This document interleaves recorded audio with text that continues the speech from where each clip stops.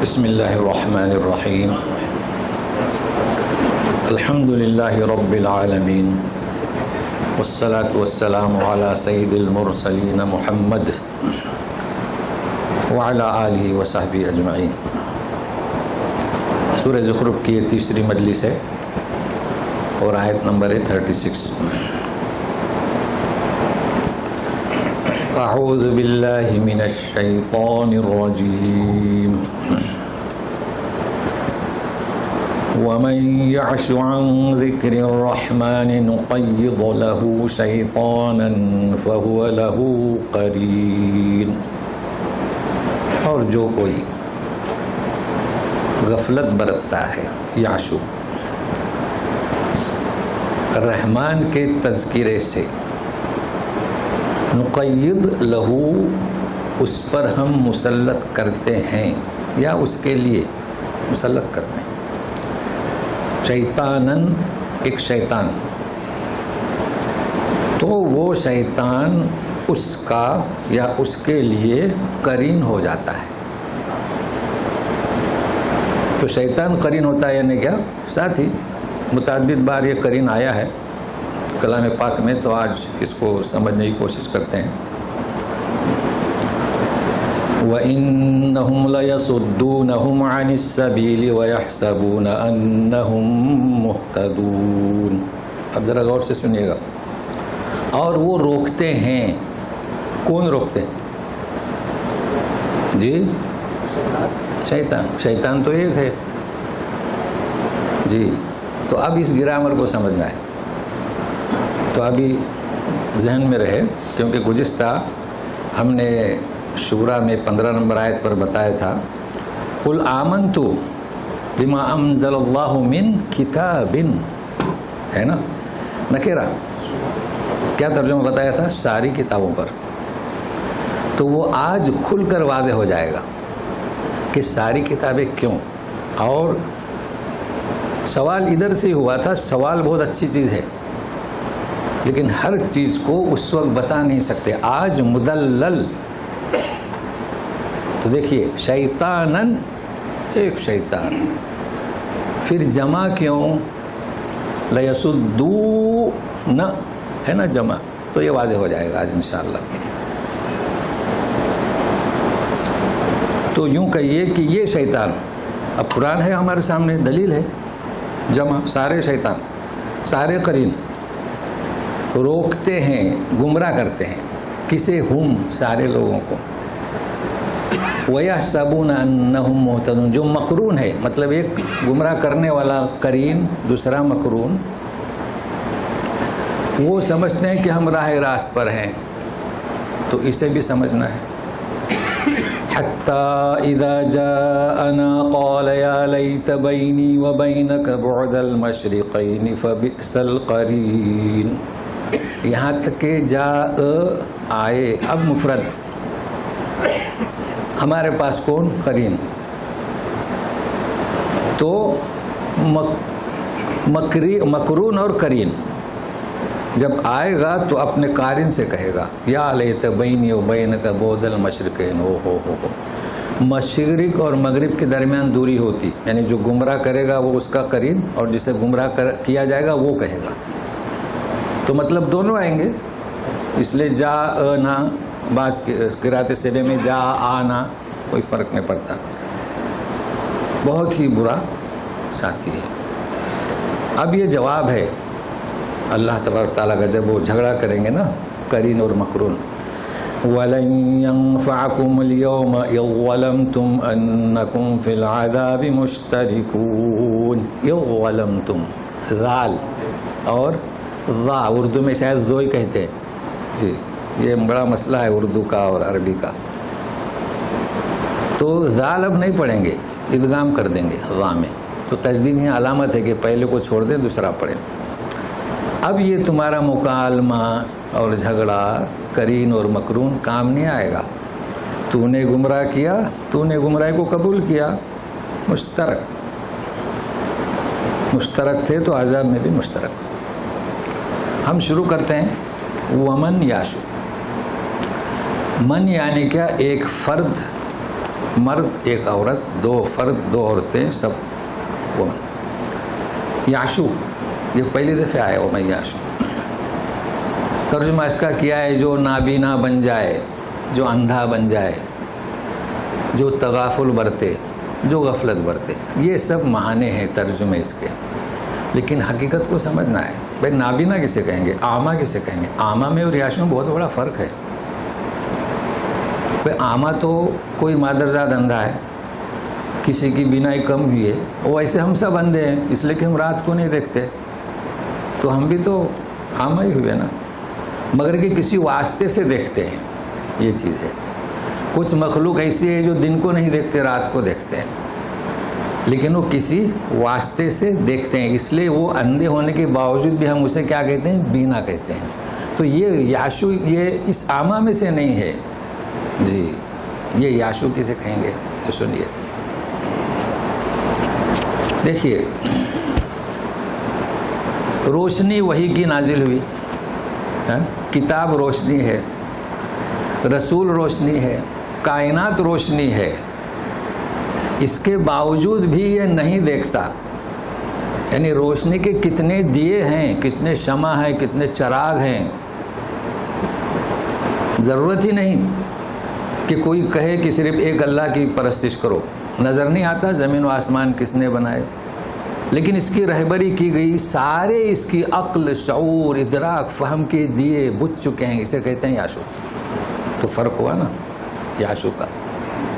اندھا کیسے؟ مگر جو بھی ترجمہ ہے، نابینا کہو، اندھا کہو، لیکن سمجھنا ہے کہ یاشو کا مطلب کیا. تذکرہ رحمان، تذکرہ رحمان، اللہ کی یاد، اللہ کی توحید، اللہ کے احکام، وحی الہی سب آ گیا اس میں. تذکرہ رحمان. نقید لہو، نقید، دیکھیں نخلق نہیں ہے، نقید لہو شیطانن. کیا مطلب نقید؟ مسلط کرتے ہیں. تو نقید میں اور تسخیر میں فرق ہے. تسخیر کسے کہیں گے؟ سخر لکم الارض، زمین کو مسخر کر دیا، آپ کی مرضی، سوئیں، لیٹیں، چلیں، کھودیں. لیکن نقید میں اختیار نہیں، مسلط کر دیا، لگا دیا. مگر خیال رکھیے گا یہ آخری دور ہے. یہ جو بغیر عربی کے اسکالر بن جاتے ہیں نا کہ ہر انسان کے لیے ہم نے ایک قرین کو پیدا کر دیا، تو نقید کے معنی پیدا کرنے کے نہیں، نقید کے معنی کیا؟ لگا دیا. تو جب بچہ پیدا ہوتا ہے تو قرین پیدا نہیں کیا جاتا، بلکہ نقید، لگا دیا جاتا ہے. جی مسلط کر دیا جاتا ہے. کیا مسلط کر دیا جاتا ہے؟ تقیید. انڈا اس کا ایک خول ہوتا ہے، تو اس خول، وہ خول جو ہے انڈے کو گھیرے ہوئے ہوتا ہے، کہیں بھی گنجائش نہیں، شگاف اور کوئی خارج ہو، سوراخ، کچھ بھی نہیں. یہ ہے تقیید. جو ہم نے اس کے پیچھے لگا دیا ہے، اس نے اسے پورا گھیر لیا. کسے لگایا؟ شیطانن، شیطان. فہو لہو قرین، تو اس کا ساتھی. رفیق کے معنی بھی ساتھی، جانتے ہیں نا رفیق، بہت مشہور ہے یہاں رفیق. مگر یہاں دوسرے معنی میں شمار ہوتا ہے. جی تو رفیق اور قرین میں فرق ہے، اس لیے اس کو میں نے اختیار کیا ہوں. رفیق حدیث میں ہے، دیکھیں نا اپنے حدیث مسلم، بخاری، اور وہاں کیا لکھا ہوا ہے؟ واللفظ لہو. غور سے دیکھیں، مطلب جو ابھی میں حدیث سنا ہوگا، اگر آپ کے پاس دوسری ہے تو ہم فارغ ہو گئے. واللفظ لہو یعنی بخاری کے الفاظ، مسلم کے الفاظ. کیا ہے وہاں پر؟ رب اغفر لی وارحمنی والحقنی بالرفیق الاعلی. اب ہم یہ رفیق سمجھتے ہیں، نہیں، یہ رفیق نہیں. کون سا رفیق؟ الذی صراط الذین انعمت علیہم من النبیین والصدیقین والشہداء والصالحین. رسول دعا کر رہے ہیں. رفقت یعنی ساتھ، ان لوگوں کا ساتھ عطا فرما اللہ۔ اللہ رسول کس کا؟ نبیوں کا، صدیقین کا، شہداء کا، صالحین کا۔ تو یہ دعا ہمیں مانگنی چاہیے۔ اب جو بھی الفاظ آپ کے پاس ہو، بخاری کی ہو یا مسلم کی ہو، تو ہمارے یہاں جب کوئی جماعت بنتی ہے تو ممبران ہے نا یا ارکان، جماعت اسلامی نے خاص کر دیا رفقا، کبھی بھی آپ جائیں گے نا تو یہ رفیق ہے، تو اس حدیث سے انہوں نے اختیار کیا۔ جب یہاں خلیج میں آئے تو یہ تذلیل کے لیے استعمال ہوا، رفیق، کیا مطلب رفیق؟ اجنبی۔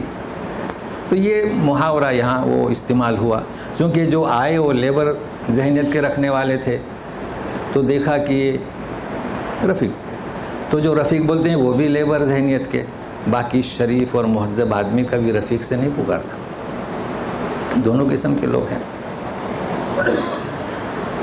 تو یہ سب باتیں جو ہم پیش کر رہے ہیں قرین کو سمجھنے کے لیے، اللہ اللہ بار بار آیا ہے تو سمجھنا چاہیے نا قرین کسے کہتے ہیں۔ تو رفیق آپ کا رفیق ہے، آپ کی یہ سب ہم رفیق ہیں، رفقا، مگر ہم تو ہلکے درس کے ممبران کہتے ہیں، ٹھیک ہے نا۔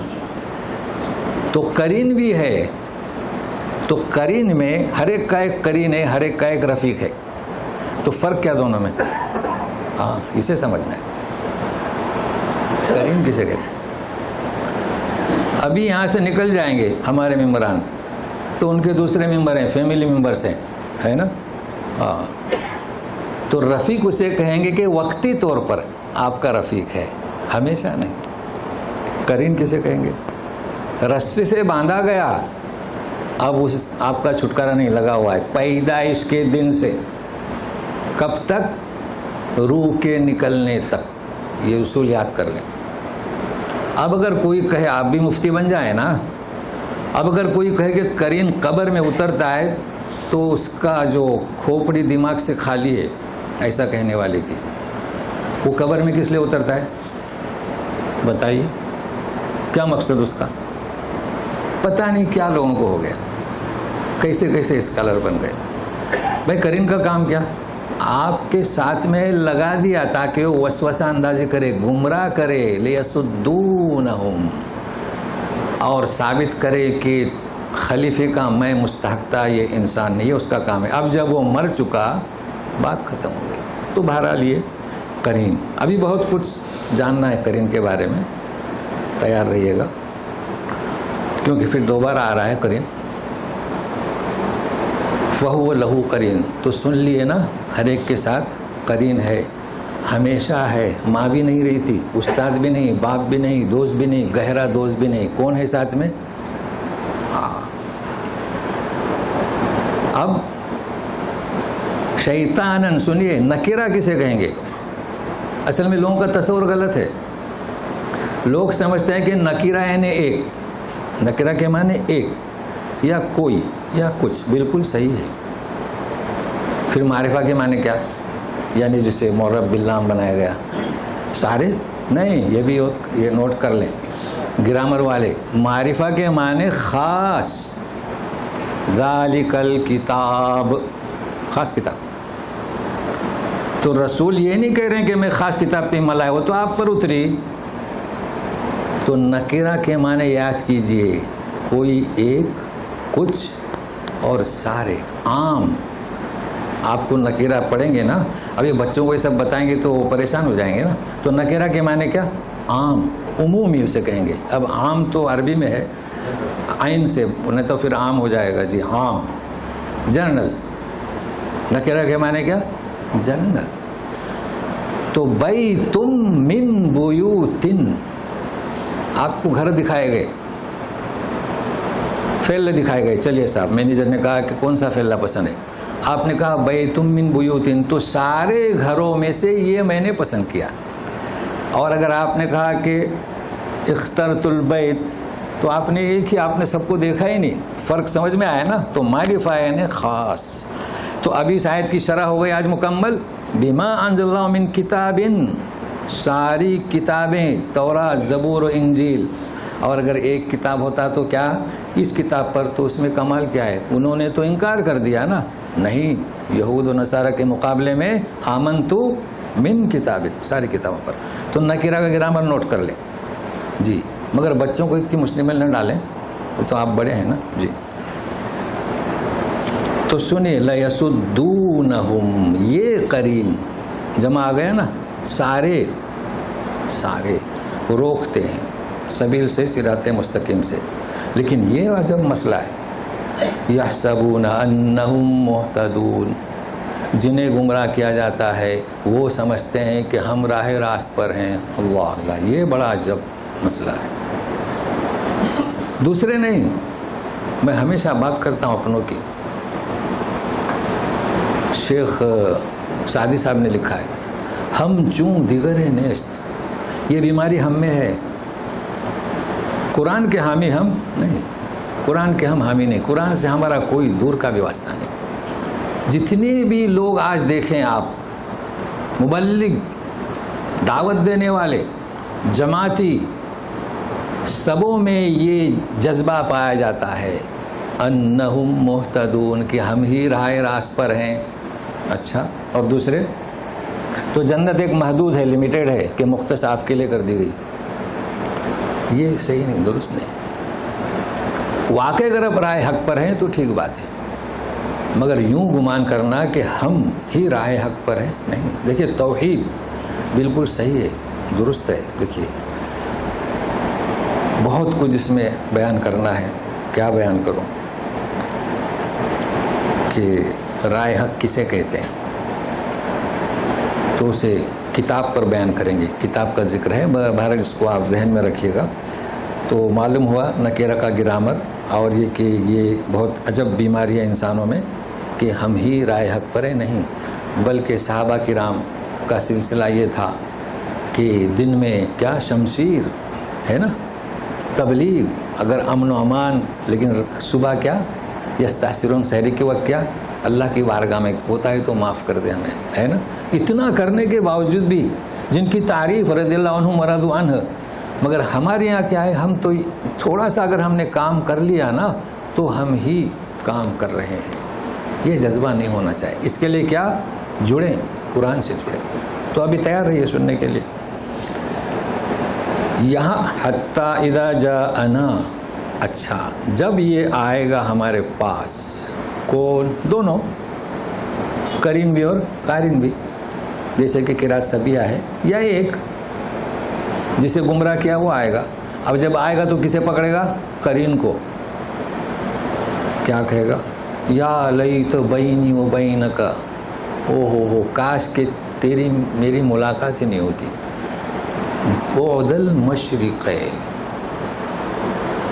دو مشرقوں کا دوری.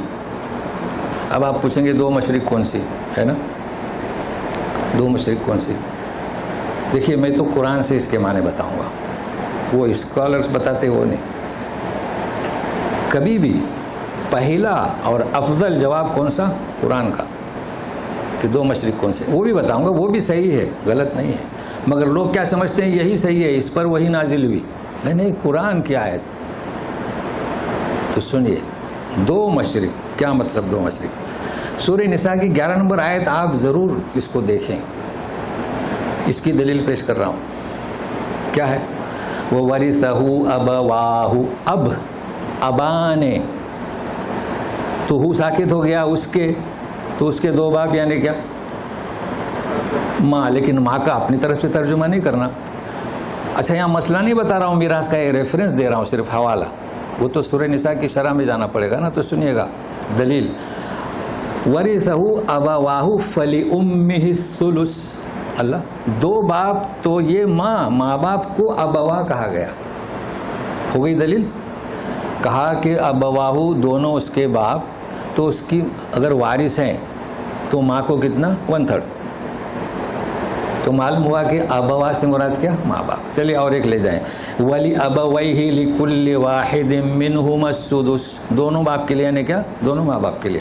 تو ہم نے آپ کو بتایا کہ مشرقین کے معنی کیا کریں گے؟ مشرق اور مغرب. بات ختم ہو گئی. لیکن دلیل چاہیے، بالکل واضح دلیل. اب یاد ہو گیا آپ کو؟ ٹھیک ہے. اب جو جواب دے رہے ہیں وہ بھی بتا دیتا ہوں. وہ کہتے ہیں کہ گرمی اور سردی کا سورج کے 2 مشرق ہیں. یہ بھی صحیح ہے. مطلب اب یہ تو ہم یہاں دیکھتے ہیں نا، وہ جو 6 مہینے میں جو سورج نکلتا ہے سردی کا اور جو گرمی کا، وہ کافی فرق ہے، لیکن وہاں سے وہ بھی اس کا جواب ہے. مگر یہ اس کا جواب بالکل مستحکم اور مضبوط ہے، وہ جواب بھی غلط نہیں ہے. اچھا، فبئس القرین، اللہ بہت ہی برا قرین ہے. اب کیا قرین؟ قرین کے معنی کیا؟ قرین قرن سے، کس سے؟ قرن سے. قرن کے معنی سینگ، ذوالقرنین 2 سینگوں والا.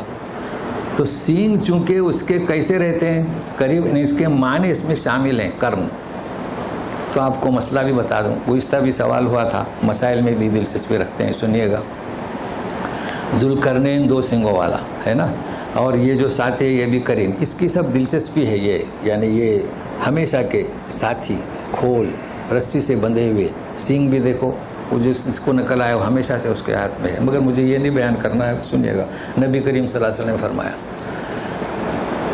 کہ طلوع شمس کے وقت نماز نہ پڑھیں، اس لیے کہ وہ نکلتا ہے شیطان کے سینگوں کے درمیان. ہے نا حدیث، یاد ہوگا آپ کو. واللفظ للبخاری والمسلم، اس لیے کہ ایک حدیث میں کہ بین طلوع ہوتا ہے تو دوسری حدیث میں غروب ہوتا ہے. مطلب طلوع اور غروب دونوں صحیح ہیں.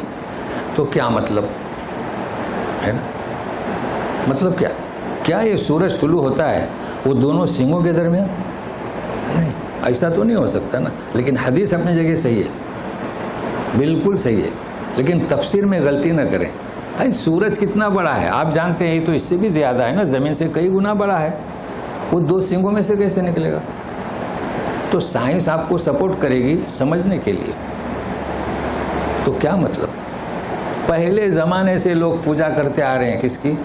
سورج کی. تو جب سورج نکلتا ہے تو شیطان اپنا سر اٹھاتا ہے، تو سینگ اٹھتے ہیں نا، تو وہ نکلتا نہیں بلکہ یہاں سینگوں کے درمیان سے. جیسے آپ ونڈو کھولیں گے تو روشنی آئے گی، تو کیا اس میں سورج سمجھ آئے گا؟ اس کی روشنی آتی ہے تو وہ سر اٹھاتا ہے. تو ایسے وقت میں آپ نماز نہ پڑھیں، نماز سے منع کیا گیا ہے. چلو اب ایک اور مسئلہ بتاؤں، چونکہ کئی سوالات ہو گئے وہ زوال کے وقت کے تعلق سے، تو اسے بھی غور سے سنیں. گزشتہ جمعہ بھی سوال ہوا تھا، تو اس مناسبت سے بھائی زوال کے وقت تو سینگوں پر سے نہیں نکلتا ہے، تو زوال کے وقت کیوں؟ بھائی یہ بھی تو سوال. ٹھیک ہے چلیے، مغرب اور یہ شیطان سر اٹھاتا ہے، اور ہم لوگوں نے تو دیکھا ہے سورج نکلتے وقت ہمارے یہاں نہاتے ہیں پھر پوجا کرتے ہیں. آپ کے یہاں آپ کو جہاں غیر قوم نہیں ہے تو آپ نہیں دیکھ سکتے، مشاہدہ کیا ہے ہم نے اس کا. زوال کے وقت کیا چکر ہے بتائیے؟ زوال کے وقت شیطان سر نہیں اٹھاتا ہے. اصل میں وقت ظہیرہ ہے. کیا ظہیرہ؟ سمندر بھی جوش میں اور جہنم بھی جوش میں. تو جہنم دھاکتا ہے، اس لیے منع کیا گیا. وہاں شیطان کا کرنا نہیں ہے. تو زوال، اچھا ہم کہتے ہیں زوال، حقیقت میں وہ زوال نہیں ہے. آپ جب کتاب میں ڈھونڈیں گے تو ایقاف، وقف، وقوف. سورج تھم جاتا ہے جب بیچ میں آیا، خلاص. اب آپ نیچے دیکھیں گے سایہ اتنا ہی، 10 منٹ میں وہ حرکت کرتا ہے. تو ہم کہتے ہیں زوال کے وقت نماز پڑھنا منع ہے. تو یہ چل جائے گا. جیسے ماں پوچھتی ہے بچے کو نل آیا، تو بولے آیا نل، تو پہلے سے لگائے. جی ہاں. تو عرف میں کہنا کہ زوال غلط نہیں ہے، مگر عربی والے زوال نہیں کہتے. وقوف زائل ہوا کہ نہیں. تو بہرحال یہ آپ کو معلوم ہونا چاہیے، نہیں تو عربی میں تلاش کریں گے کہ زائل، تو زائل نہیں ہے، وقوف. اب آپ بتائیے کہ زوال جو ہے، جبریل امین نے جب آ کر نماز پڑھائی تھی تو ظہر کی نماز زوال کے بعد، ٹھیک ہے نا. اب سوال آتا ہے جمعہ کا، اور اس میں کئی لوگ پریشان ہیں، خاص کر خلیج میں، اور ہمارے یہاں بھی شروع ہو گیا. اب بعض مساجد میں اذان دی جاتی ہے، جو خطبے کی اذان ہے، اس اذان کو تذکرہ نہ کریں، خطبے کی اذان نام رکھیں تو سمجھ میں آئے گا. خطبے کی اذان کب دی جاتی ہے؟ دیکھیے ہمارے یہاں تو 12:30 کو زوال ہوتا ہے، مگر ہمارے یہاں تو اس ٹائم لگا دی 12:55 کو جمعہ کی اذان. ان کے یہاں تو کوئی مسئلہ نہیں ہے، لیکن بعض جگہ 12:30 کو اذان ہوتی ہے. کس کی؟ خطبے کی. زوال کب کا ہوگا؟ ہو سکتا پاؤن، یا اور یہاں ہوتی ہے اکثر. چلیے یہاں کی بات کریں تو سنیے غور سے. یہاں اذانیں کب ہوتی ہیں؟ خطبے کی. ہاں پہلی وہ عثمان غنی رضی اللہ عنہ والی اذان تو 10 بجے ہوتی ہے، 10:30 بجے ہوتی ہے، اس کی بات نہیں ہو رہی. کب ہوتی ہے اذان یہاں بتائیے؟ زوال پر نہیں ہوتی. آپ دیکھیں غور کریں. ہاں پہلے ہوتی ہے. بہت اچھا، ہوتی ہے نا پہلے. ہاں پہلے ہوتی ہے. حجاج بن ثقفی جانتے ہیں نا آپ؟ تو وہ کیا زوال کے بعد آتے تھے خطبہ دینے؟ حاکم تھے، سارے حکومت کے قوانین جمعہ میں پیش کرتے تھے. گھنٹہ کیا 1.5 گھنٹہ لگتا تھا. تو کیا وہ سب بغیر جمعہ کی نماز پڑھے مر گئے؟ تاریخ دیکھنا چاہیے. تو غور سے سنیے گا. یہاں کافی لوگ پریشان ہیں. عصر کا وقت آ گیا. ایک شخص بیچارہ اٹھا. اب وہ اس وقت کے کیا الفاظ تھے؟ اب تو یا شیخ کہتے ہیں، اس وقت یا امیر قد حان وقت صلاۃ العصر. کیا کہا اس نے؟ عصر کی نماز کا وقت ہو گیا. ابھی خطبہ ہی دے رہے ہیں. تو بھی آپ غور سے سنیے گا. زوال ہو گیا، ظہر کے وقت بھی ختم ہو گیا، عصر کا وقت شروع ہوا. پھر وہ اترے اور جمعہ کی نماز ادا کی. ہوئی کہ نہیں ہوئی؟ کیسے ہوئی؟ اگر آپ کہتے ہیں کہ زوال سے جمعہ کی نماز کا وقت شروع ہوتا ہے تو ہوئی کیوں؟ وہ تو عصر کی نماز کے بعد پڑھی، وہ عصر کا وقت پر انہوں نے پڑھی. ہاں غور سے سنیں. اور سارے خلفاء ایسی کرتے تھے. وہی آج کیا جا رہا ہے. تو جو چلا آ رہا ہے ہم لوگ پریشان ہیں. زوال زوال زوال کیا ہے؟ سن رہے ہیں نا. چلیے نبی کریم صلی اللہ علیہ وسلم آتے تھے تو کیا زوال دیکھ کے آتے تھے؟ جہاں آئے ممبر پر تشریف لائے اذان ہوتی تھی. زوال نہیں دیکھتے تھے. اللہ تعالیٰ فرماتا ہے یا الذین آمنوا اذا نودی للصلاۃ من یوم الجمعہ. ہاں وہاں زوال کا ذکر نہیں ہے. جمعہ، جمعہ کے معنی جمع ہو جائیں. تو جمعہ کا وقت کب شروع ہوتا ہے جانتے ہیں آپ؟ دیکھیں ایک ہے لیل اور ایک ہے نہار. ویسے جمعہ کا یوم جو ہے 24 گھنٹہ مغرب سے مغرب تک، لیکن دن سورج طلوع ہونے کے بعد سے مغرب تک. چاہے 5 بجے مان لیجیے صبح نہیں جا سکے تو 5 بجے جمعہ قائم کی تو ہوئی کہ نہیں ہوئی؟ ہاں. تو پھر 12 بجے قائم کی تو ہوئی کہ نہیں ہوئی؟ زوال کا سوال ہی نہیں آتا ہے.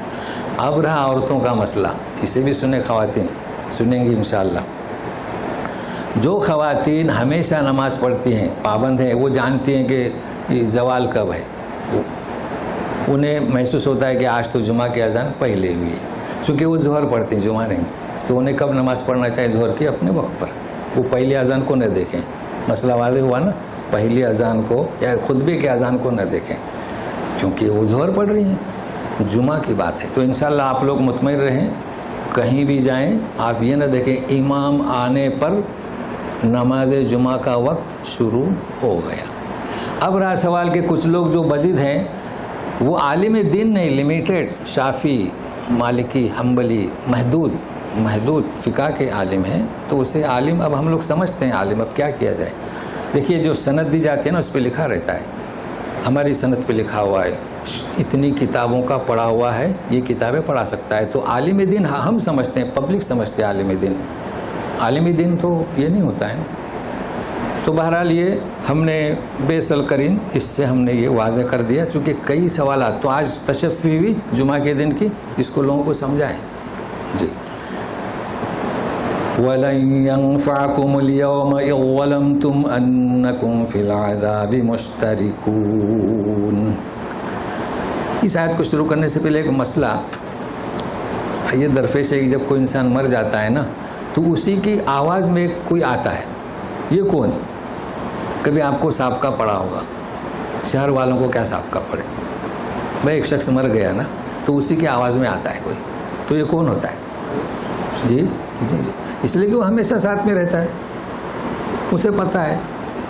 تو بہرحال لوگ پریشان رہتے ہیں. وہ کہتے ہیں وہ آیا. بھائی وہ نہیں آ سکتا، وہ تو اپنی جگہ پہ منتقل ہو گئے. اب یہ شیاطین دوسرے یا وہ بہرحال ہرگز تمہیں نفع بخش نہیں ہوگا. غلمتم جب کہ تم نے ظلم کیا. ظلم کس نے کیا؟ جس نے روکا اس نے بھی ظلم کیا، جس نے قبول کیا اس نے بھی ظلم کیا. اس لیے تم مشترک. اب سنیے گا. أَفَأَنْتَ تُسْمِعُ الصُّمَّ أَوْ تَهْدِي الْعُمْيَ وَمَنْ كَانَ فِي ضَلَالٍ مُبِينٍ. تو بھلا ہے رسول کیا تم سنا سکتے ہو؟ سم یعنی کیا؟ بہرا ہے نا کانوں سے جی، اور یعنی آنکھوں سے اندھا. تیسرا، یہ دو ہوئے نا. تیسرا، اور جو کھلی گمراہی میں ہے آپ انہیں ہدایت کیسے کرو گے؟ بکمن نہیں ہے. بکمن یعنی کیا؟ گونگا ترجمہ کریں گے نا جی. تو ابھی یہ قاعدہ آپ یاد رکھیں تاکہ آگے کی آیت سمجھ میں آئے. میں ہمیشہ اس چیز پر زور دیتا ہوں جو اسی درس میں معاون بنے. آپ لوگ جانتے ہیں کہ جو گویائی ہے، جو بکم ہے، یہ انسان کی مستقل صفت نہیں، اور سننا اس کی مستقل صفت ہے، اور دیکھنا اس کی مستقل صفت ہے. اب یہ کیا مستقل ہے نہ کیا، یہ بھی ایک مسئلہ ہے، وہ گرامر ہے، مگر یہ حقیقت ہے. وہ کیا مستقل؟ سائنس تو کئی چیزیں کھول دی ہے نا. دیکھیے، ایک بچہ کیا بکمن ہے تو اس کا علاج کس کا کریں گے؟ بکم کا نہیں، کس کا کریں گے؟ کس کا؟ بہرا. ہاں، کان کا علاج کریں گے جی. کس کا؟ جو یہاں لکھا ہوا ہے نا سمن. جب کان کا علاج اس کا ہو جائے گا، جو مستقل صفت ہے، بولنے کی صفت آٹومیٹک پیدا ہو جائے گی. یہ تو جانتے ہیں نا بھائی. کیوں؟ اس لیے کہ وہ مستقل نہیں، وہ تابع ہے، وہ سنے گا تو بولے گا. ہاں، اس لیے یہاں اس کا ذکر نہیں. بھائی آپ قرآن جو ہے نا، کوئی کتاب اس کے مقابل نہیں ہو سکتی. سائنس مدد کرے گی آپ کی، ہے نا. ہاں، اس کے کان کا علاج کرے. اگر اللہ نے ایسی کوئی ادویہ آپ کے، ادویہ ہے مگر ڈاکٹر کے سمجھ میں آنا چاہے، کان کا علاج ہو گیا، فر بولنے لگے گا، وہ سنے گا اور فٹافٹ. تو یہ فرق ہے کس کا مستقل اور غیر مستقل. یہ ابھی کام آئے گی آگے اللہ کی صفت کو سمجھنے کے لیے. چلیے،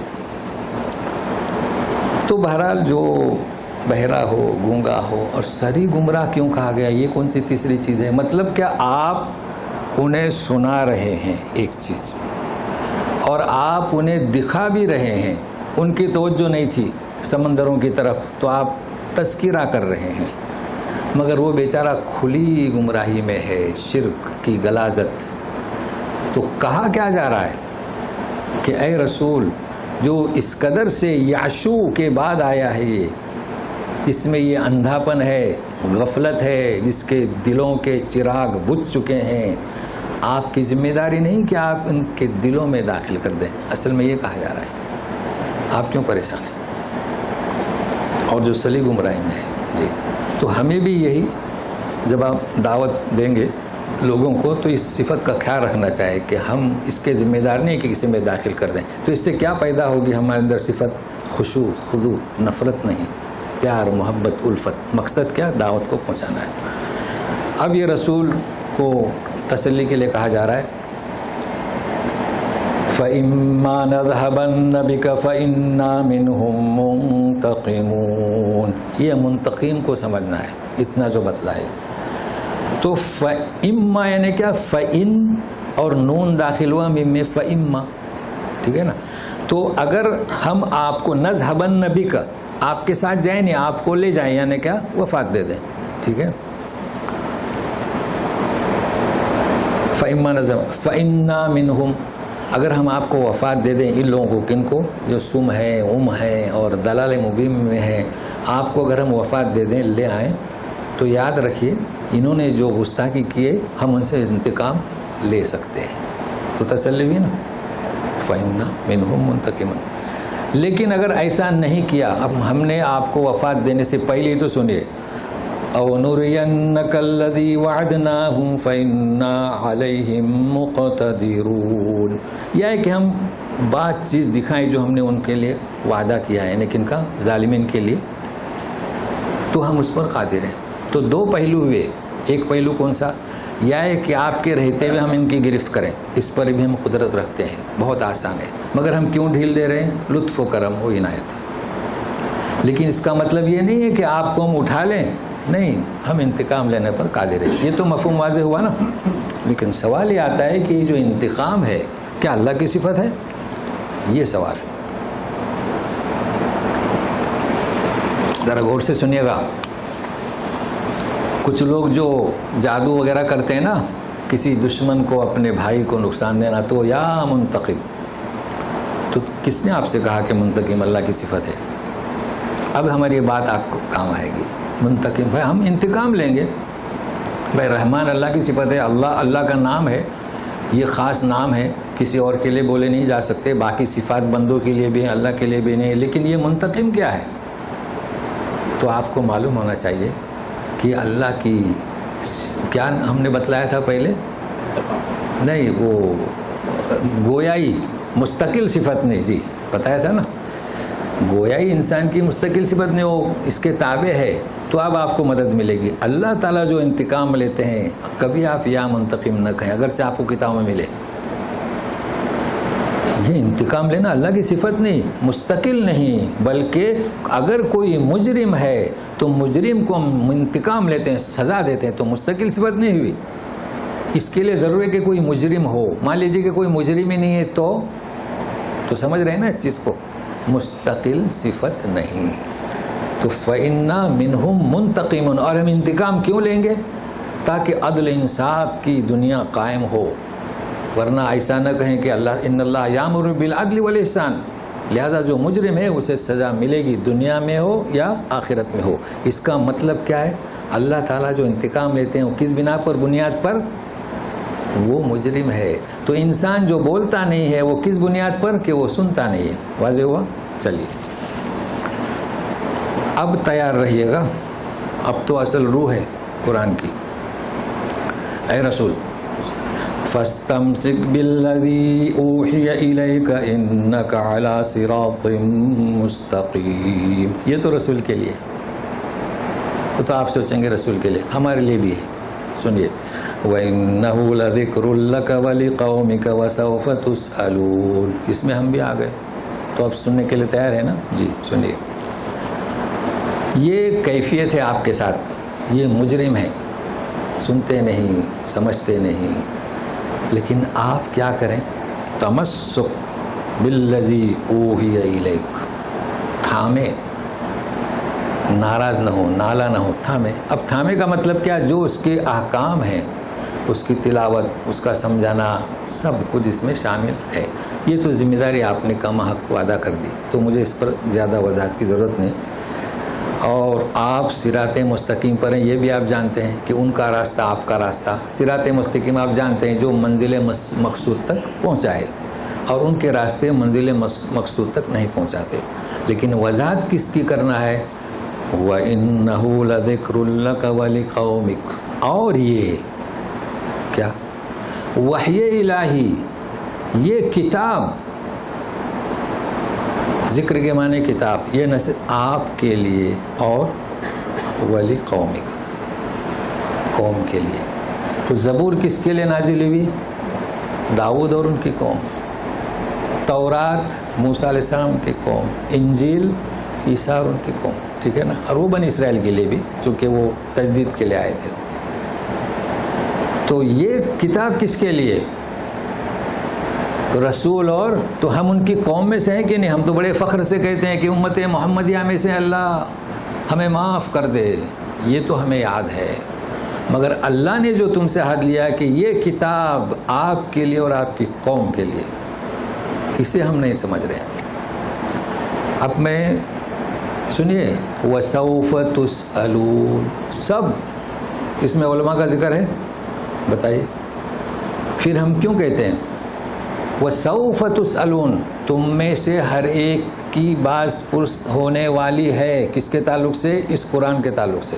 تو کیا ابھی سوال ہوگا, ہمیں کیا, ہماری ذمہ داری کیا ہے اس قرآن سے؟ اگر ہم سبق دوش ہونا چاہتے ہیں, یہ قرآن ہمارے لیے. سب سے پہلی بات یہ کہ ہم نے اسے مختص کر دیا علماء کے لیے. ایسا نہیں ہے. علماء یہاں لکھا ہوا ہے علماء کے لیے. اچھا عالم کسے کہیں گے؟ علم جو قرآن پڑھیں گے تو عالم ہوگا نا. یہ تو رزلٹ ہے, نتیجہ ہے. بھائی آپ کہیں گے کہ یہ تو 12ویں کلاس 12ویں والوں کے لیے. ارے بھائی 12ویں میں آئیں گے تو 12ویں پاس ہوں گے نا. تو آپ جب کچھ بھی نہیں جانتے, صفر تو الف با تا سے شروع کریں گے تو عالم قرآن ہوں گے. تو اس کا مطلب یہ ہے, یہ مطلب نہیں کہ علماء کے ساتھ مختص ہے, نہیں, یہ مطلب نہیں, ہم غلط سمجھ رہے ہیں. قرآن کے پڑھنے سے عالم بنتا ہے, یہ مطلب ہے اس کا. پوری قوم کے لیے ہے. اب مسئلہ کیا ہے؟ جنہیں ہم نے عالم سمجھا, دیکھو قرآن کے تعلق سے کئی چیزیں ہیں. پہلے تو شیطان نے ہمیں گمراہ کر دیا, اچک لیا, کیونکہ اس نے وعدہ لیا تھا نا, تو اس نے لگا دیا پڑھنے پر, یہ تو آپ جانتے ہیں. دوسرا کیا کر دیا کہ علماء کے ساتھ خاص کر دیا. اب جو علماء فقہ کے عالم ہیں انہیں ہم نے قرآن کا عالم سمجھ لیا, ٹھیک ہے.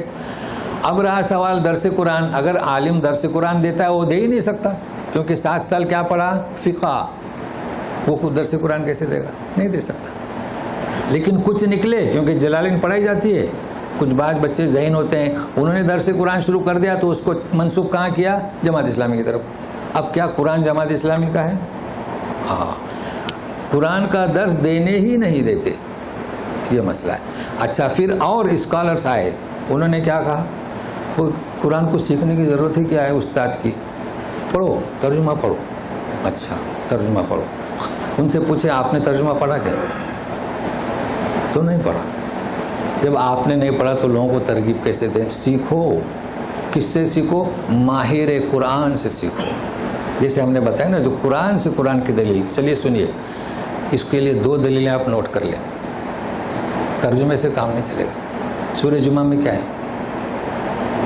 بعث فی الامیین رسولا یتلو علیہم آیاتی ویزکیہم ویعلمہم الکتاب والحکمہ. یہ قرآن ہمارے لیے ہے, ہم میں سے ہر شخص کے لیے ہے, ہر فرد ہو, مرد ہو, خاتون ہو, سب کے لیے. مگر ہمارا معلم کون؟ جو پڑھ کے سناتا نہیں. یعلمہم الکتاب, کون سی کتاب؟ یہ آیا الکتاب. کون سی کتاب؟ خاص, ہمیں تورات نہیں سکھائی, ٹھیک ہے. ایک اور آیت نوٹ کر لیں. تو جس نے ہمیں سکھایا اس کا استاد کون ہے, آپ کو یاد؟ آپ کیسی جرات کرتے ہیں کہ قرآن سیکھنے کی ضرورت نہیں؟ ذرا ان کو گرفت کریں, ان کی کیسے اسکالر ہیں آپ. کیا کہتے ہیں کہ قرآن کسی سے سیکھنے کی ضرورت نہیں, ترجمہ پڑھ لو. ہمیں کس نے, ہمارے لیے معلم کون سا؟ رسول. رسول کے لیے معلم کون؟ جائیے سورہ نجم میں دوسری آیت کوٹ کر لیں. علمہ شدید القوا. کیا ترجمہ کریں گے؟ کس نے سکھایا رسول کو؟ معلم کون؟ روحانی طاقت. یہ شدید القوا کا مطلب یہ نہیں کہ پہلوان, نہیں, روحانی طاقت. پھر اس کی صفات دیکھو کیا بیان کیے گئے ہیں. تو ہمارے رسول جو قرآن جن پر نازل ہوا, ان کا استاد روحانی طاقت سے بھرپور تھا. چونکہ میں صرف ریفرنس دے رہا ہوں, تو ان کے لیے روحانی طاقت والا فرشتہ, ہمارے لیے وہ آخری نبی معلم. اور پھر آپ کہتے ہیں کہ ہمیں معلم کی ضرورت نہیں, تو استغفار توبہ کرنا چاہے نا جی. اب میں آپ کو بتاؤں ہماری ذمہ داری کیا. چلیے آپ بتائیے ہماری ذمہ داری کیا. ہماری ذمہ داری ہے کہ ہم اس کے حامل ہیں. ہم اچھا, جو لوگ یہاں آ رہے ہیں ان کی بھی ذمہ داری ہے. ذمہ داری کیا؟ دلچسپی رکھیں, ہے نا. ایک اور مسئلہ بتاؤں, نوٹ کر لیجئے. آمنت باللہ, اللہ پر ایمان, وہ ملائکتی و کتبہ. یہ کتاب آئی کہ نہیں؟ چلیے, کتاب پر ایمان لانے کا کیا مطلب؟ کیونکہ شیطان نے دیوار کھڑی کر دی. اب میں ایمان کے معنی بتاتا ہوں, وہ میرے معنی آپ کو یاد ہوں گے, آج سن لیجئے گا غور سے, باندھ لیجئے پوری میں جی. ہمارے یہاں ایمان کیا؟ اقرار باللسان ہے نا, نے پہلے کیا؟ تصدیق بالقلب. اقرار باللسان, اس کے بعد کیا؟ صفر. غلط. اب یہ کام آئے گا اس کتاب کو سمجھنے میں. ہم اور آپ حامل کتاب ہیں بھائی. تصدیق کیے اور اقرار کیے, تو غور سے سنیے گا. یہ تصدیق اقرار کیا ہے؟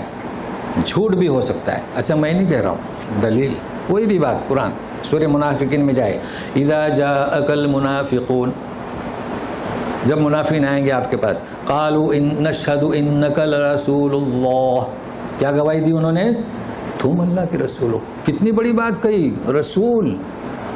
اللہ نے گواہی دی, فرشتوں نے گواہی دی, اہل علم نے گواہی دی, انہوں نے گواہی دی کہ تم اللہ کے رسول ہو. اس سے بڑھ کر کوئی گواہی ہو سکتی ہے؟ وَيَشْهَدُ, اور اللہ تعالیٰ کیا؟ وَيَشْهَدُ إِنَّ الْمُنَافِقِينَ لَكَاذِبُونَ. وَاللَّهُ يَشْهَدُ, یشہدو نے کیا کہیں گے؟ نشہد انک لرسول, وَاللَّهُ يَشْهَدُ إِنَّ الْمُنَافِقِينَ لَكَاذِبُونَ. اور اللہ قسم کھاتے ہیں کہ یہ جھوٹے ہیں. اب سنیے گا, تصدیق اور اقرار کافی نہیں, جھوٹا بھی ہو سکتا ہے. اس بات میں کہہ رہا تھا نا, عمل بالجوارح, یاد رکھا آپ نے, ماشاء اللہ. اب اس کو دوسری پوزیشن میں یاد رکھ، اثبات عمل. اب آپ اس بات نہیں کریں گے آپ کا ایمان ناقص. اب یہاں جڑیے، آمنت باللہ و ملائکتی و کتبی، قرآن شریف پر ہم آپ کا ایمان ہے کہ نہیں؟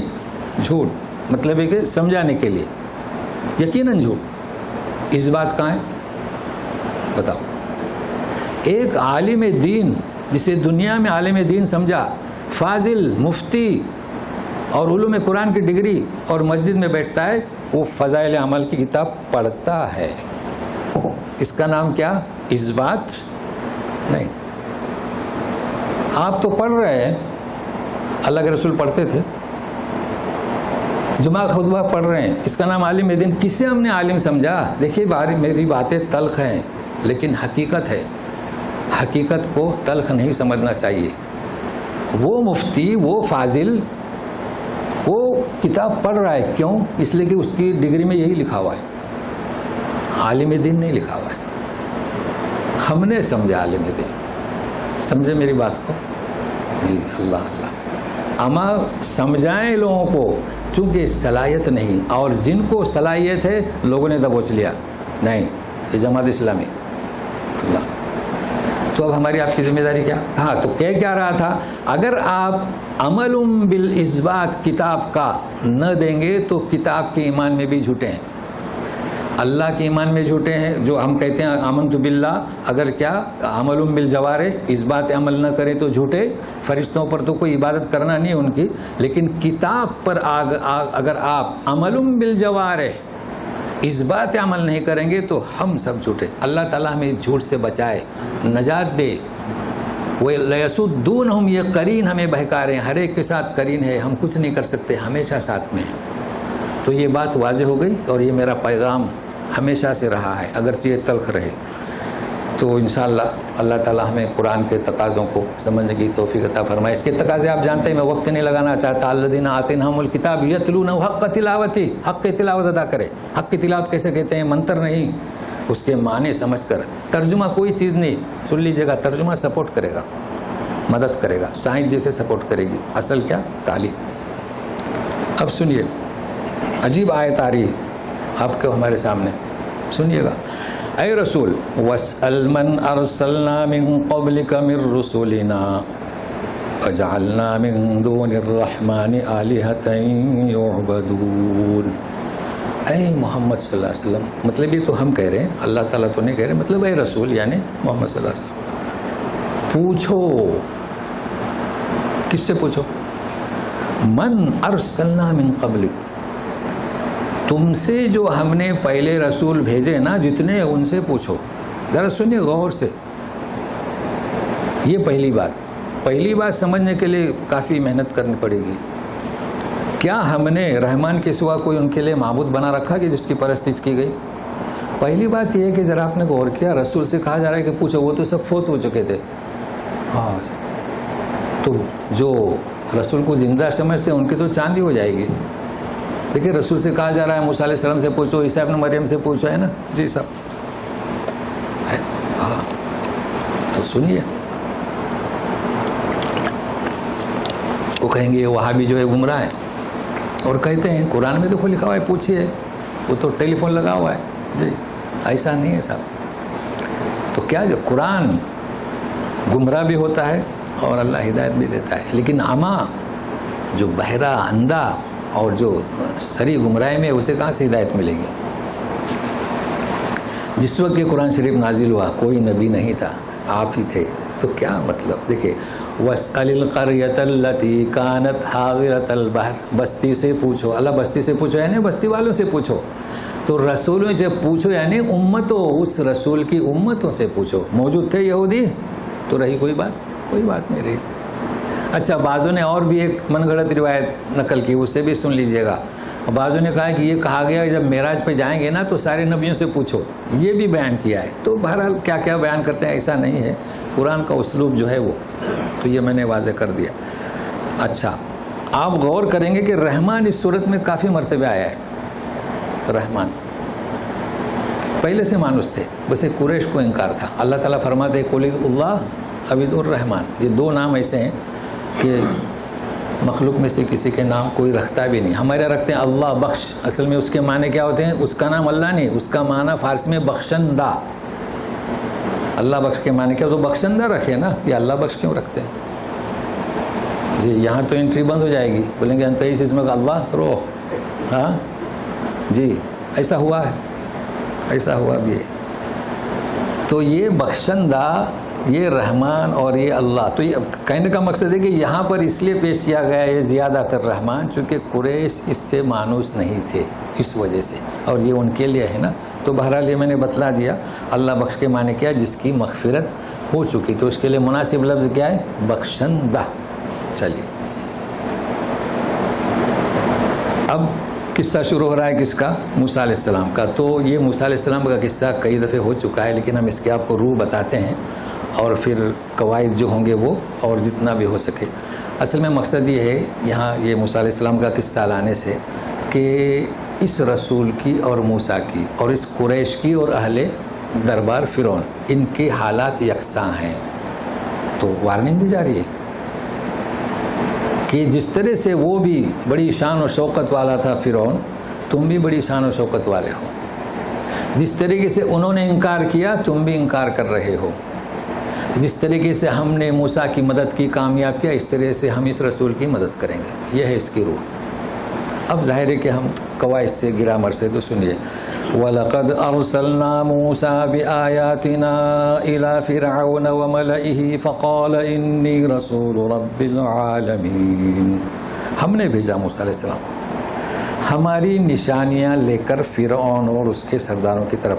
اب یہ جو ہماری نشانیاں ہیں نا، اس کو نو شمار نہیں کرنا، یہ بتانا ہے مجھے، کیونکہ ابھی تو گئے تو کتنی نشانیاں لے کر گئے تھے؟ 2 ہی. مگر یکے بعد دیگرے پھر لائی گئی نا، پہلے تو 2 ہی تھی. تو اس کو ذہن میں رکھے گا، 2 نشانیاں تھیں. لیکن کیوں کہا جا رہا ہے نشانیاں کہ بعد میں کئی نشانیاں دیں؟ اس لیے. تو انہوں نے کہا کہ میں 2 نشانیاں لے کر آیا ہوں، عصا والی اور ید بیضاء، سب جانتے ہیں. اور میں رسول ہوں رب العالمین کا. اور فرعون جانتا تھا کہ وہ رب العالمین نہیں ہے، چونکہ سمندر پار جو مدین تھا وہاں پر اس نے حکومت نہیں کیا. وہ جانتا تھا اس چیز کو، اس لیے کہا جا رہا ہے تاکہ وہ ذرا چونکے کہ ہم تو اس کی جانب سے آئے ہیں. فَلَمَّا جَاءَهُم بِآيَاتِنَا إِذَا هُم مِّنْهَا يَضْحَكُونَ. پس جب کہ وہ دونوں یعنی کون آئے، نہیں وہ آیا، جب کہ موسیٰ علیہ السلام آئے ان کے پاس یہ ہماری نشانیاں لے کر. کتنی تھی اس وقت؟ 2 ہی تھیں. اور جب بتائی تو انہوں نے مسخرہ ہنسنا شروع کر دیا. تو کیا ہوا؟ امیون جو ابھی گزر چکا ہے، یہ سمن اور امیون اور دلال مبین، تینوں صفات یہ مشرکین میں بھی تھی اور ان میں بھی تھی.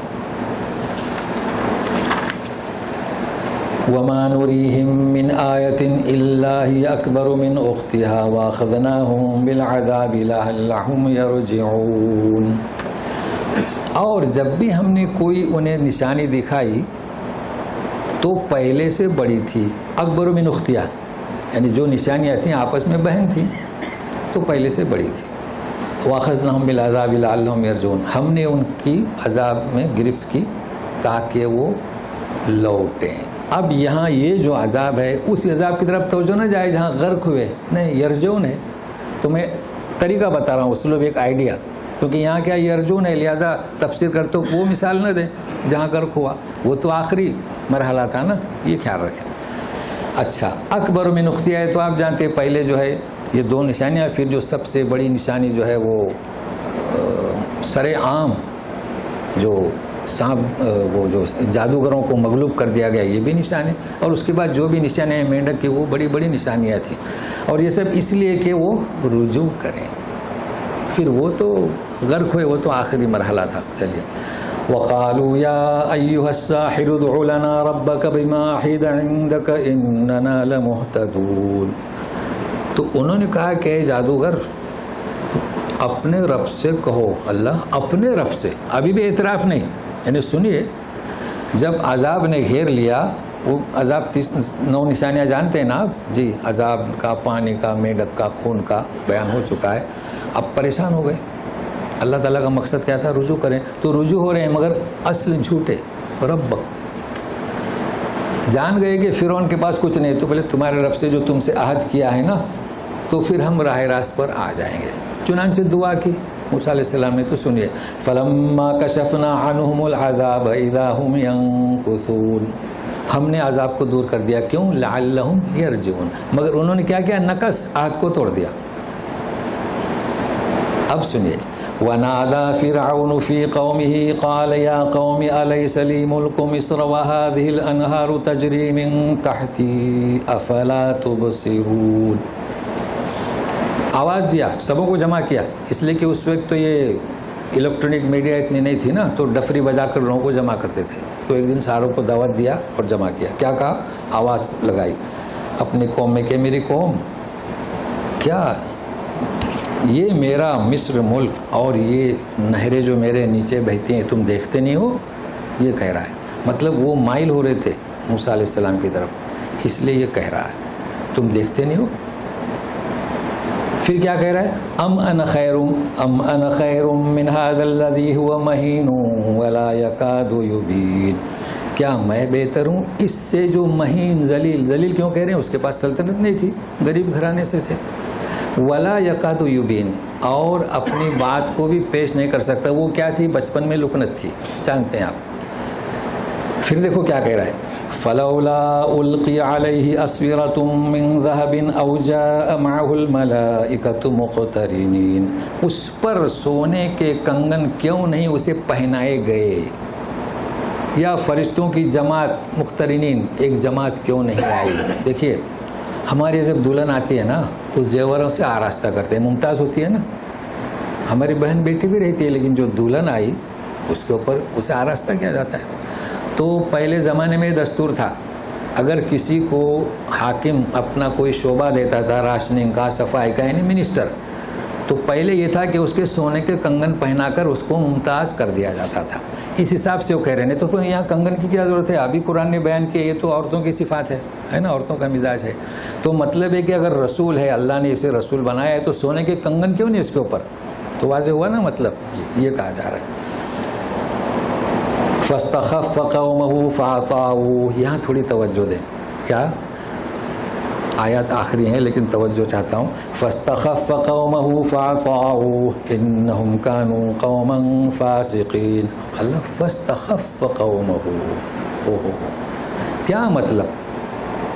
ترجمے بہت سارے کیے مگر ترجمہ کافی نہیں. اپنی قوم کو بیوقوف سمجھا نہیں, اس قوم میں جو جذبہ تھا موسیٰ کے تعلق سے اسے اس نے کم کر دیا. فاستخف قومہ, سمجھ رہے ہیں نا؟ ہاں, مطلب اپنی قوم کو دبا دیا. دیکھیے آج مسلم دشمنی میں لوگ پیش ہیں, بچوں کو تیار کر رہے ہیں کہ مارو, تو انہیں بھی دبا دیتے ہیں, ان کے ذہن کو کمزور کر دیتے ہیں کہ اگر تم مر گئے تو کیا کہتے ہیں ہمارے یہاں جنم لیں گے, دوسرا تیسرا جنم. مطلب ہے کہ ان کو, تو اس نے بھی انہیں دبا دیا, کمزور جانا, بیوقوف سمجھا, پاگل بنا دیا. فاستخف قومہ. اچھا انہوں نے ان کی اطاعت کی, بس یہ ہے. فاستخف قومہ فاطاعوہ انہم, سارے فاسق تھے, جس نے دبایا اور جو دب گئے. بھائی اللہ تعالیٰ نے عقل سلیم دی ہے کہ نہیں؟ تو کیا نا کیسے کیسے الفاظ اللہ تبارک تعالیٰ استعمال کرتے ہیں. ابھی توجہ دیں. فلما آسفونا انتقمنا منہم فاغرقناہم اجمعین. آسفونا, آسف یعنی ہمیں خلاص اب مایوس ہو گئے, مگر یہاں مایوس نہیں, ہمیں ناراض کر دیا. بھائی جب وہ اللہ تعالیٰ کی نافرمانی کریں گے تو اللہ مایوس نہیں, ناراض. اتنی روشنی ہم نے بھیجی, انہوں نے دیے بجھا دیے تو ناراض اللہ تعالیٰ. تو دیکھو آصف کہاں استعمال ہوا ہے. تو پھر ہم نے انتقام لیا. انتقام کیوں لیا؟ مجرمین. فجعلناہم سلفا ومثلا للآخرین. تو ہم نے انہیں بنایا سلفا, قصے پارینا, آنے والی نسل, اور نمونہ دوسروں کے لیے. تو دیکھیے آج کے درس میں ہم نے جو پیغام دیا ہے, ذکر لک ولقومک, اور بہت کچھ باتیں بتائیں, گرامر بھی بتائے. اللہ تعالیٰ ہمیں توفیق دے کہ ہم اس تقاضے قرآن کو سمجھ سکیں. برحمتک یا ارحم الراحمین. اعوذ باللہ من الشیطان الرجیم. فجعلناہم سلفا ومثلا للآخرین برحمتک یا ارحم الراحمین. جی آپ اللہ تعالیٰ کے قرآن میں اور جگہ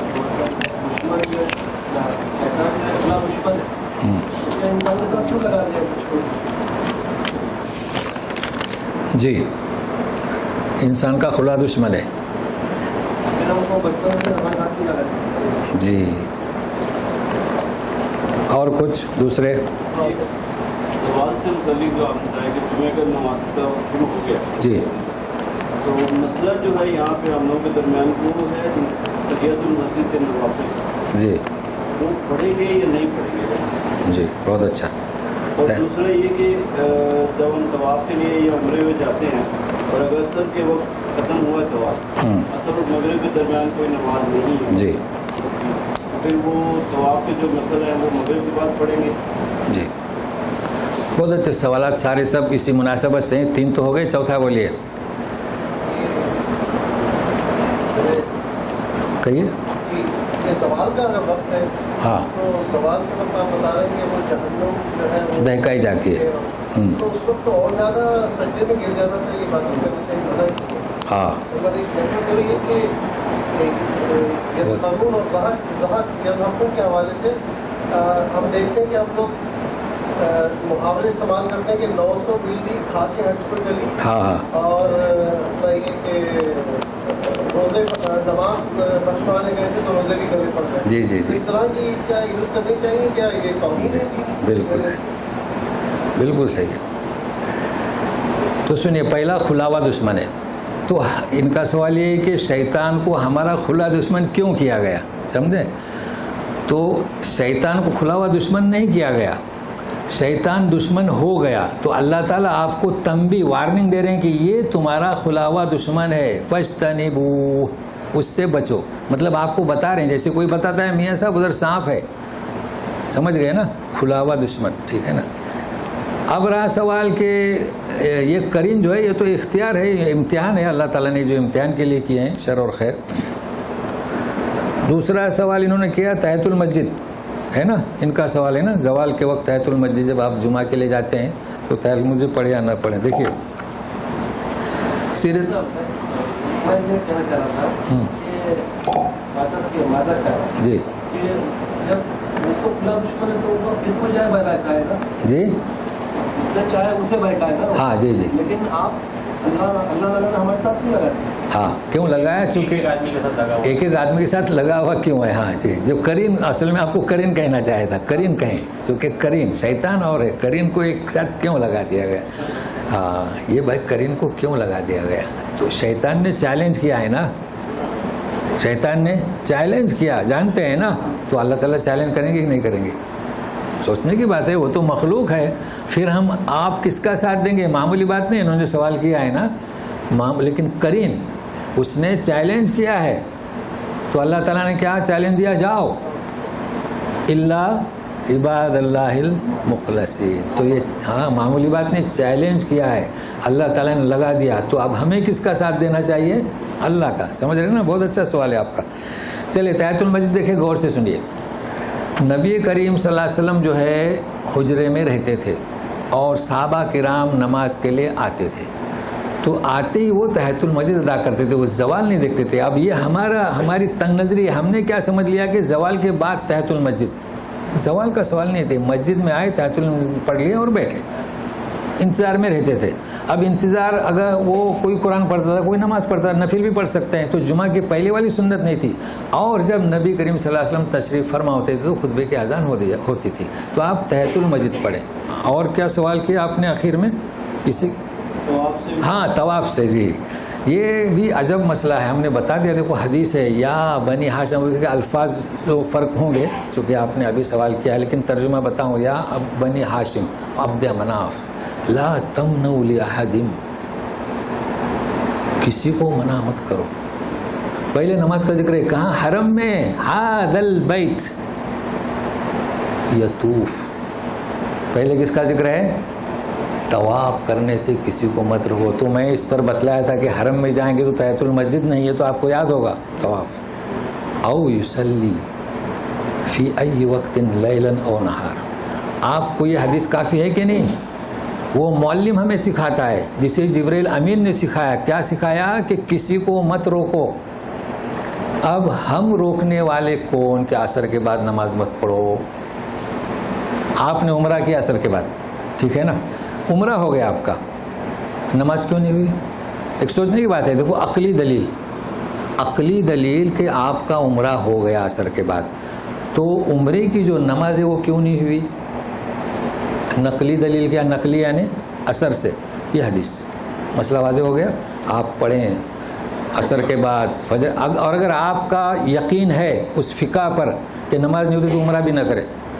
اگر آپ کو کٹر حنفی بننا ہے تو آپ کو کٹر بننے کے لیے کیا کرنا پڑے گا؟ عمرہ بھی نہ کرے. مگر یہ سمجھانے کے لیے میں کہہ رہا ہوں, نہیں تو پھر غلط مطلب لیں گے. تو بات طواف بھی نماز کی طرح ہے. ہاں, طواف بھی نماز ہے, کیونکہ طواف کو بھی نماز کہا گیا. لیکن یہ حدیث آپ کے لیے کافی ہے.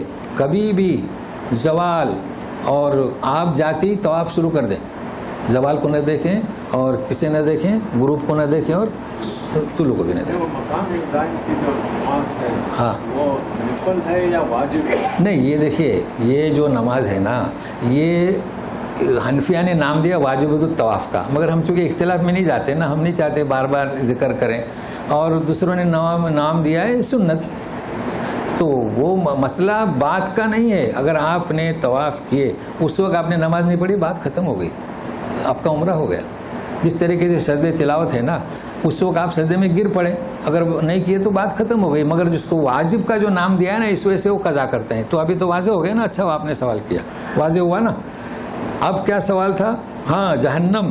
تو واضح ہو گیا. تحیۃ المسجد آپ پڑھیں, کبھی بھی پڑھیں عصر کے بعد. اچھا, مسجد میں جائیں تو بھی پڑھیں. آپ عصر کی نماز یہاں سے پڑھ کے دوسری مسجد میں گئے, نماز پڑھیں تحیۃ المسجد کی.